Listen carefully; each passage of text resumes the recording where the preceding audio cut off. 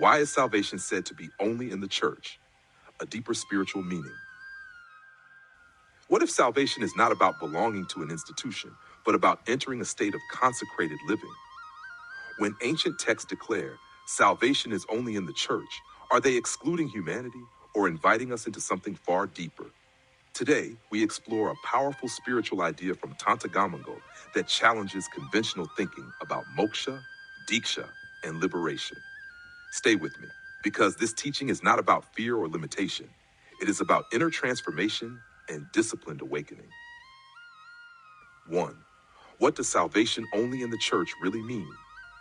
The statement salvation is only in the church is often misunderstood as a rigid or exclusionary claim. However, in Tantagamangal, this phrase carries a spiritual, not merely institutional meaning. Here, church represents a consecrated spiritual order, a structured path established to guide seekers toward liberation. Salvation is not automatic or accidental. It requires initiation, discipline, and inner surrender. The central role of Dīkṣā, initiation. According to this teaching, Moksha cannot be attained without Dīkṣā. Dīkṣā is not a ritual formality. It is a decisive turning point in one's life, a conscious initiation into spiritual discipline, a commitment to live a consecrated life, a surrender of ego-driven pursuits. Without Dīkṣā, spiritual effort remains scattered and incomplete. 3. Why mind and senses alone cannot lead to salvation. The text clearly states that paths confined to manas, mind and indriyam senses, cannot grant liberation. Why? Because the mind operates through thoughts, opinions, and imagination. The senses seek pleasure, attachment, and repetition.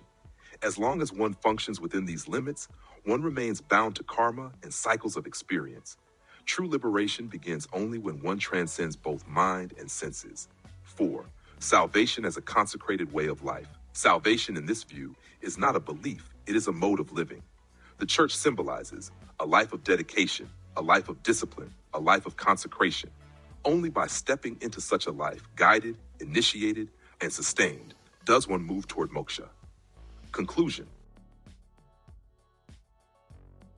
So when we hear the phrase salvation is only in the church, it is not a declaration of exclusion, but an invitation to commit fully.